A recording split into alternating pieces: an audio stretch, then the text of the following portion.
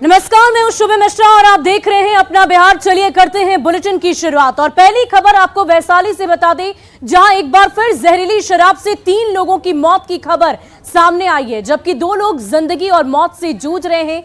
घटना राघोपुर प्रखंड क्षेत्र के बीरपुर गांव की बताई जा रही है। मृतकों के परिजनों ने बताया है कि गांव में ही 5 लोगों ने शुक्रवार की रात शराब पी थी और शनिवार की सुबह से सभी की तबीयत बिगड़ने लगी, जिसके बाद सभी को अस्पताल में भर्ती कराया गया, जहां 3 की मौत हो गई है और 2 लोग अभी भी बीमार हैं। पुलिस पूरे मामले की जांच में जुट गई है। तो वैशाली से ये खबर आपको बता रहे हैं, जहां परिजनों की तरफ से इस बात की आशंका जाहिर की जा रही है कि शराब पीने से 2 लोगों की जान चली गई, 2 लोगों की मौत की खबर सामने आई है। हालांकि पुलिस प्रशासन की तरफ से इस बात की पुष्टि अब तक नहीं की गई है, लेकिन वैशाली से यह खबर सामने आ रही है, जहां गांव में ही 5 लोगों ने शुक्रवार की रात को शराब पी थी और शनिवार की सुबह सभी की तबीयत बिगड़ने लगी, जिसके बाद सभी को अस्पताल में भर्ती कराया गया और 3 की मौत की खबर सामने आई है और 2 लोग अब भी बीमार हैं, जिनका अस्पताल में लगातार इलाज चल रहा है। फिलहाल पुलिस इस पूरे मामले की जांच में जुटी हुई है। ये तो क्या घटना हुई है? दारू पीने। कितने लोग थे? 5 जन। कब लोग शराब पिया था? परसों शाम। उन लोग को 50 बरस हो गया। क्या शराब वहाँ सही से उपलब्ध हो जाता है क्या राघोपुर में? अब हम नहीं जानते, हम तो नाव पर रहते हैं। तब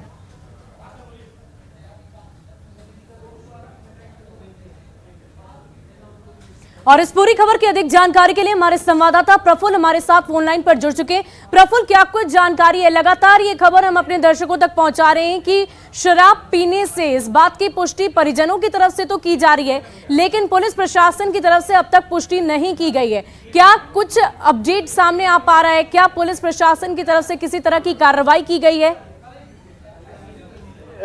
महीने के अंदर मैं कहूँ तो ये दूसरी ऐसी घटना है जहाँ जहरीली शराब से संदिग्ध 3 लोगों की मौत हुई है। इसके पहले भी 3 लोगों की मौत हुई थी और उसमें भी ये बात सामने आई थी कि उन लोगों ने जहरीली शराब पी। और इस मामले में तो परिजन ने स्पष्ट तौर पे ये कह दिया है कि हाँ, ये सभी ने शुक्रवार की देर शाम शराब पी और कल सुबह से सबकी तबीयत बिगड़ी और देर रात होते होते कल रात तक 3 लोगों की मौत हो गई है। 2 लोग अभी भी जिंदगी और मौत से जूझ रहे हैं। हालांकि प्रशासन ये कह रही है, प्रशासन ने ये कहा कि पोस्टमार्टम रिपोर्ट आने के बाद ही स्पष्ट तौर पे कुछ भी बताया जा सकता है। तो एक व्यक्ति का जो शव था उसका अंतिम संस्कार तो परिजनों ने कर दिया, लेकिन पुलिस जब घटना की जानकारी मिली तो पुलिस मौके पर पहुंची और 2 लोगों के शव को लेकर आई है। उसका पोस्टमार्टम कराया गया। पोस्टमार्टम कराने के बाद परिजनों को सौंप दिया गया है और पोस्टमार्टम रिपोर्ट का इंतजार है। इधर पुलिस ने जो है वो कार्रवाई भी शुरू कर दी है और अभी तक जिस बीरपुर गांव की ये घटना है, उस बीरपुर गांव के आसपास के इलाके से लगभग आधा दर्जन लोगों की गिरफ्तारी हुई है। इसकी पुष्टि जो है वो एसडीपीओ सदर ने की है और लगातार जो है उस इलाके में अब छापेमारी अभियान जो है वो शुरू कर दिया है। बहुत बहुत शुक्रिया प्रफुल्ल हमारे साथ जुड़ने के लिए, तमाम जानकारी के लिए। और चलिए अब बढ़ते हैं अगली खबर की ओर। बांका से ये बड़ी खबर आपको बता रहे हैं, जहां विदेशी शराब की अब तक की सबसे बड़ी खेप बरामद की गई है। जब्त शराब की कीमत कुल मिलाकर 1 करोड़ रुपए बताई जा रही है। बौंसी पुलिस ने बड़ी कार्रवाई करते हुए गिट्टी लदे 2 ट्रक से 913 कार्टन विदेशी शराब की बड़ी खेप के साथ 2 तस्करों को गिरफ्तार कर लिया है। बताया जा रहा है कि शराब की खेप दुमका की बांका के रास्ते मधेपुरा ले जाने की तैयारी की जा रही थी। जायजा लिया हमारे संवाददाता नागेंद्र कुमार ने। था और इसी आधार पर थाना अध्यक्ष बौसी के द्वारा बहुत ही तरीके से उसको दोनों ट्रक को पकड़ा गया। पकड़ के जब पूछताछ किया गया दोनों ट्रक के ड्राइवर के से, तो वो लोग बताए कि गिट्टी लोड है, लेकिन चूँकि हम लोग को पुलिस अधीक्षक बांका को ये सूचना पहले से थी, इसलिए उसको लेकर थाना लाए। अभी हम बांका जिला के बौंसी थाना परिसर में हैं और आप हमारे सामने देख सकते हैं कि विदेशी शराब की बहुत बड़ी खेप पकड़ी गई है। छर्री लदे 2 ट्रक में 913 कार्टून विदेशी शराब पकड़ा गया है। इसकी बाजारू कीमत आकलन किया जा रहा है कि 90 लाख रुपया करीब होगा और इसके साथ में 2 ड्राइवर पकड़े गए हैं, श्रवण कुमार और संजय कुमार, दोनों सहोदर भाई हैं। बताया जा रहा है कि ये शराब की खेप दुमका से होते हुए बांका के रास्ते मधेपुरा ले जाया जाना था, लेकिन पुलिस अधीक्षक की सूचना पर बौंसी पुलिस भलजोर चेक पोस्ट से शराब की सबसे बड़ी खेप, अब तक की जिला की सबसे बड़ी खेप बरामद किया है। अब बांका जिला के पास ये सबसे बड़ी चुनौती है कि ये पता कर पाए कि ये आखिर शराब की आपूर्ति कहाँ होने वाली थी, इसके पीछे सबसे बड़े माफिया कौन है। तभी ये सफल माना जाएगा। नागेंद्र, न्यूज 18, बांका।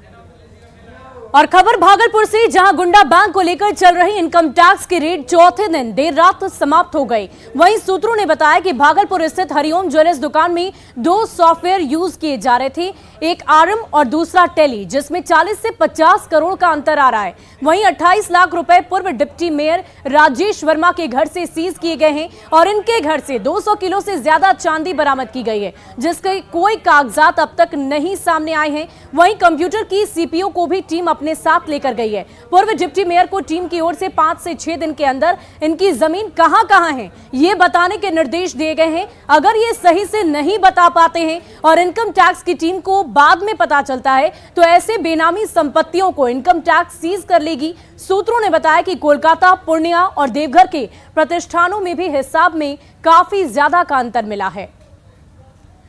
और इस पूरी खबर के अधिक अपडेट के लिए हमारे संवाददाता आशीष हमारे साथ फोन लाइन पर जुड़ चुके। आशीष, क्या कुछ अपडेट है इस पूरे मामले में? इस रेड में जो है 25 से 27 जगहों पर छापेमारी की गई थी। राजेश वर्मा के जो परिजन हैं, इनके दोस्त हैं और जो कारोबारी रिश्तेदार हैं इनके, उनके घरों पर छापेमारी की गई थी, जहां से सभी जगहों से जो है जमीन के कागजात मिले हैं और वो सब राजेश वर्मा से संबंधित हैं, जिसको जब्त किया गया है। वहीं राजेश वर्मा के घर से भी 28 लाख रुपए कैश बरामद किए गए हैं, 200 किलो सोना है, चांदी है और कई जो सीपीयू हैं वो यहाँ से लेके गई है इनकम टैक्स की टीम। और जो कोलकाता, झारखंड और भागलपुर के प्रतिष्ठानों पर जो इनके यहाँ छापेमारी की गई थी, उसमें भी काफी मात्रा में गड़बड़ी सामने आई है, जिसको लेकर भी इनकम टैक्स की टीम अब लगातार इसकी जांच करेगी। वहीं 5 से 6 दिन का समय इनको दिया गया है कि ये कहाँ कहाँ इनकी जमीन है, उसका सारा ब्यौरा जो है इनकम टैक्स को दें। और अगर ऐसा नहीं करते हैं तो इसके बाद में अगर इनकम टैक्स की टीम को अगर पता चलता है कि इनकी जमीन है तो बेनामी संपत्ति का उनको जब्त करने की बात इनकम टैक्स की टीम ने की है। लेकिन सबसे बड़ा बात है कि गुंडा बैंक को लेकर जो है ये अभी तक का सबसे बड़ा इनकम टैक्स का रेट कहा जा रहा है। जी, बहुत बहुत शुक्रिया आशीष हमारे साथ जुड़ने के लिए, तमाम जानकारी के लिए। और चलिए अब खबर बिहार के सियासी गलियारों से। बिहार में महागठबंधन की सरकार बनने के बाद पूर्व डिप्टी सीएम और राज्यसभा सांसद सुशील कुमार मोदी पहले से और भी ज्यादा सक्रिय हो गए हैं। सुशील मोदी लगातार नीतीश सरकार पर हमलावर नजर आ रहे हैं। करीब 10 दिन पहले सुशील मोदी ने बयान जारी कर यह आशंका जाहिर की थी कि अगर आरजेडी का स्पीकर बना तो लालू की पार्टी सरकार गिरा देगी। नीतीश को अलग कर लालू तेजस्वी यादव को राज्य का मुख्यमंत्री बनवा देंगे। शुक्रवार को आरजेडी के अवध बिहारी चौधरी ने विधानसभा अध्यक्ष की जिम्मेदारी संभाल ली और उनके आसन पर आते ही सुशील मोदी ने दोबारा अपना बयान याद दिला दिया। सुशील मोदी ने ट्विटर पर लिखा कि लालू जब चाहेंगे नीतीश को हटाकर तेजस्वी को बिहार का मुख्यमंत्री बना देंगे। जनता दल यूनाइटेड की उल्टी गिनती शुरू हो गई है। सुशील मोदी ने ट्वीट में लिखा था कि अवध बिहारी चौधरी के स्पीकर बनने के बाद 45 विधायकों वाले जेडीयू की उल्टी गिनती शुरू हो गई। लालू प्रसाद जब चाहेंगे नीतीश कुमार को हटाकर अपने बेटे यानी कि तेजस्वी यादव को मुख्यमंत्री बनवा देंगे। जिस दल को 115 विधायकों का समर्थन प्राप्त है और स्पीकर उसी दल के हैं, वो कभी भी बाजी पलट सकता है। सुशील मोदी ने कहा है कि पूर्व केंद्रीय मंत्री गुलाम नबी आजाद के साथ जम्मू कश्मीर के कई नेताओं ने कांग्रेस से इस्तीफा देकर एक बार फिर साबित किया है कि ये दल एक डूबता हुआ बूढ़ा जहाज है। नीतीश कुमार ने एक पैर डूबते जहाज पर रखा और दूसरा उस पर, जो उनकी छोटी नाव को कभी भी डुबो सकता है। सुशील मोदी ने कहा कि नीतीश कुमार मुख्यमंत्री कितने दिन रहेंगे इसका ठिकाना नहीं, लेकिन सपने 2024 में पीएम बनने के देख रहे हैं।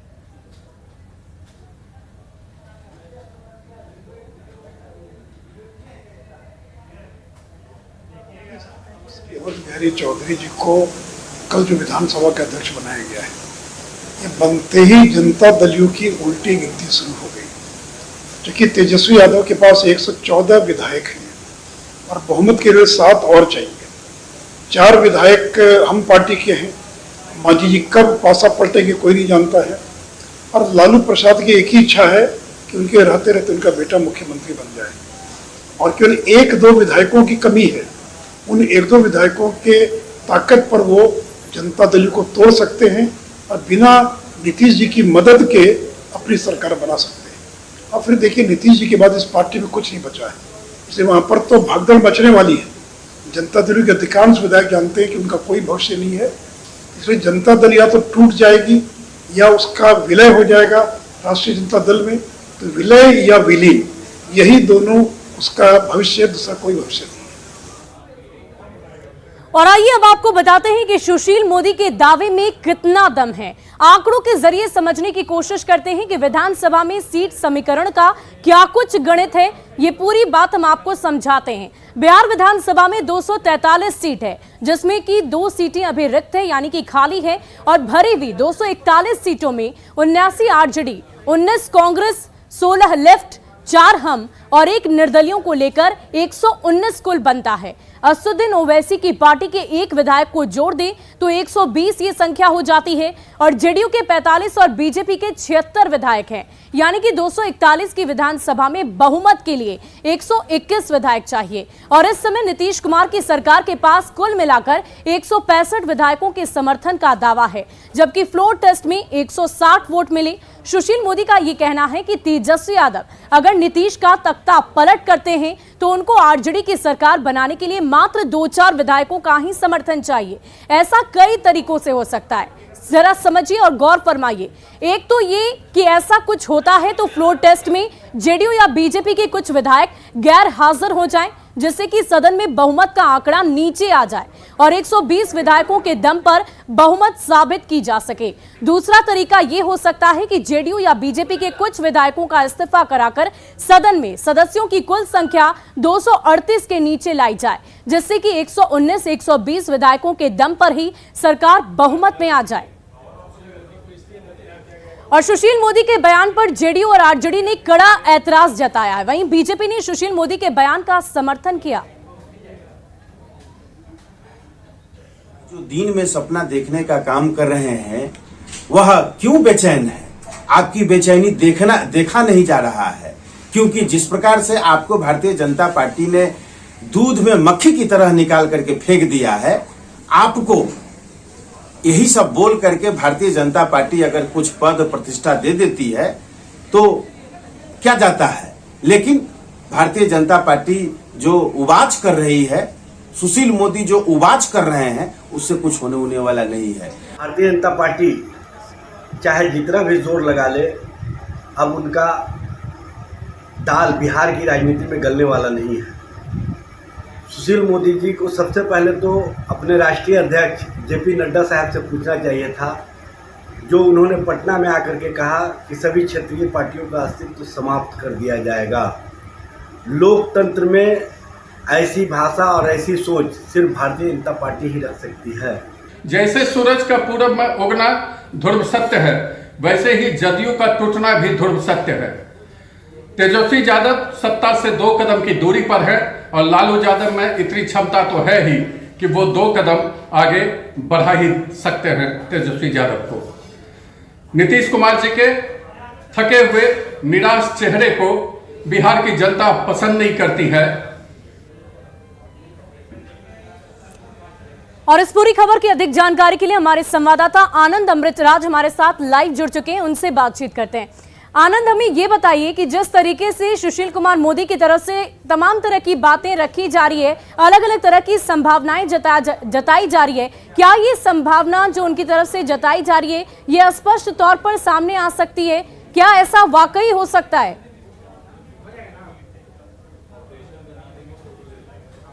देखिए सुबी, सुशील मोदी बीजेपी के बड़े नेता हैं और बिहार के पूर्व डिप्टी सीएम रह चुके हैं। उन्होंने जो बयान दिया है उसके पीछे उनका आधार क्या है ये तो वही बेहतर बता सकते हैं। लेकिन फिलहाल बिहार में जो महागठबंधन की सरकार बनी है और ये सरकार एक दिन में नहीं बनी है, इन लोगों ने पूरी रणनीति तैयार की होगी। उनको पता है कि उनका सामना बीजेपी से होने वाला है, तो उन्होंने plan A, plan B, plan C तमाम तरह की तैयारी कर ली होगी।